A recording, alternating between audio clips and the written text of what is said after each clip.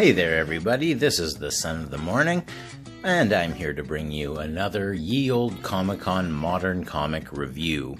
Now, today what we're going to be reviewing is Dr. Tomorrow #1, and full disclosure here, I bought this thinking this was a new character. I was unaware that this was a character that has existed since 1997. So, you know, color me silly. Nevertheless, I still enjoyed the book, even though I didn't really understand the beginning of it. So, this is probably going to be one of the more humorous reviews that I do. So, we're starting off here. Something or someone is whooshing back to the Earth. And from this absolutely gorgeous picture here, it would appear that he has come to his version of the Justice League, I'm guessing. I don't know. Does Dr. Tomorrow have a version of the Justice League? Not sure. At any rate, not being familiar with any of these characters, I only know who Dr. Tomorrow is. That's okay. So, like I said, strange review coming up. Something happens here. This dude is expanding, doing some things, you know, that are causing problems for everyone around them. It looks as though he is causing some sort of beam of light, and it almost kind of looks like he's trying to destroy everything and everything around him, including the Earth. Wish I could give you a little bit better of a background on that, but unfortunately I cannot.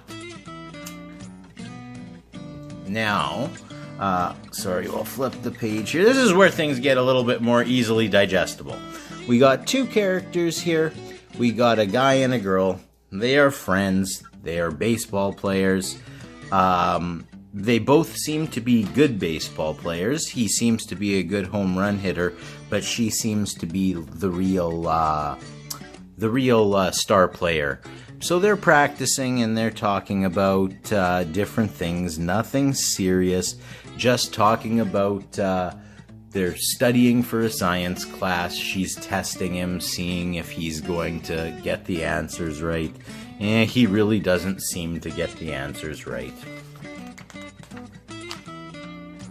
So they are just sort of walking around and talking when they eventually do get confronted by some bullies.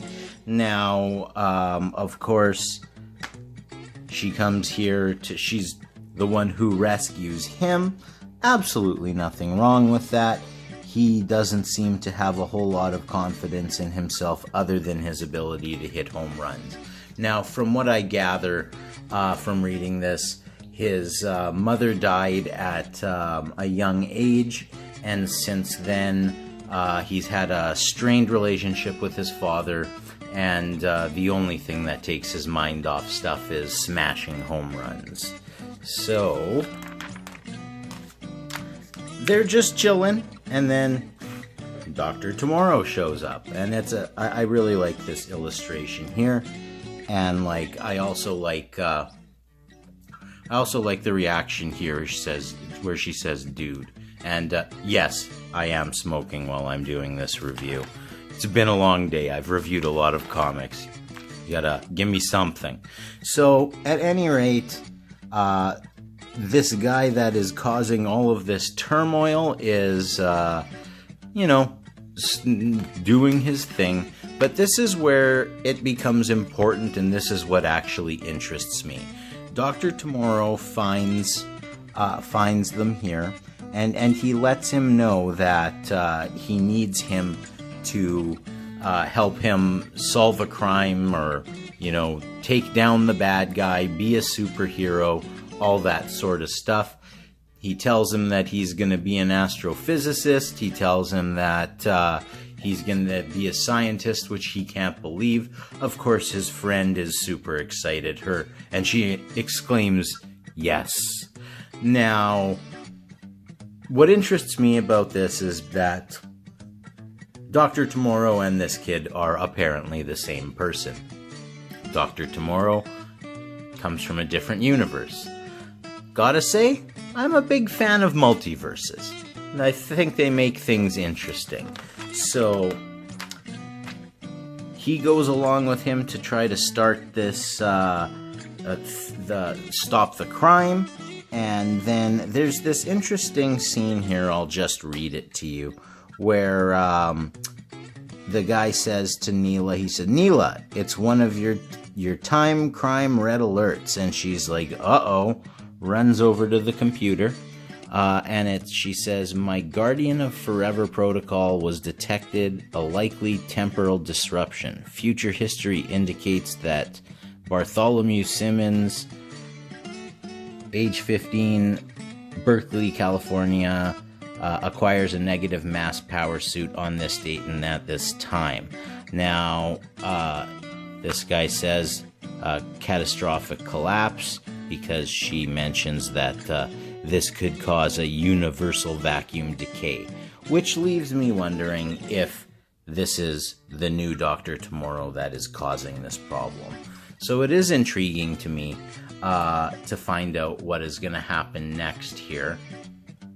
I do also really like this art here. I like the art throughout the book. It is definitely my kind of style of the stuff that I like to read in modern comic books. Jim Toe was the artist, and he does a great job. Like I said with this one here, this shot is amazing. But throughout the book, you see just fantastic art. And a really good story that ends with a nice little cliffhanger. I'm going to leave it here on this picture because I like that picture right there. It leaves us on a cliffhanger, which is a good thing. Wants you to come back for more. I will definitely be picking up issue number 2, and I'll review that for everybody as well. But for somebody who didn't know anything about this character, I think I did my best, the best that I could here. I really wish that I had known that Dr. Tomorrow was a character that had been around for so long. I'm sure there's trade paperbacks that I could have picked up and read. I'm a big fan of trade paperbacks. I kind of collect them, and it doesn't even matter what it is. I just like reading them, but apparently I've never come across a Dr. Tomorrow. I feel a little bit silly about that, but hey, not every review can be perfect. But at the end of the day, this is something that, especially if you are a Dr. Tomorrow fan, then this almost seems like it's going to be a reboot of that series with a different Dr. Tomorrow that is still the same character. So it'll be interesting to see, for starters, how the two Dr. Tomorrows work together to solve the problem with the guy who looks like he's blowing up the earth or something like that. And it'll be interesting to see if this Dr. Tomorrow sticks around, or if he's just sort of there to train the new Dr. Tomorrow to be the superhero that the world needs. Those are my questions going into issue number 2. It was definitely a good issue, definitely a good read. I'm gonna apologize again for my lack of prior knowledge of Dr. Tomorrow. I'm sorry. It happens. I'm also gonna apologize for everybody seeing me put a cigarette into the frame of the camera. That was not intentional, but like I said, I've been recording reviews for new comics all day long. It's been quite the long day, and it had been a very, very long time since I had indulged in that way. So I apologize, and I will try to prevent that from happening again in the future. But Dr. Tomorrow, pick it up. Recommended. Even though I didn't understand the first half of it. It's all good. Anyway, if you liked this video, which this is probably one of the more hilarious videos you're ever going to watch, but At any rate, if you like the content, if you want to see more reviews where I do know the backstories, even if it's a number one, then please like the video, subscribe to the channel, and we'll see you on the next video.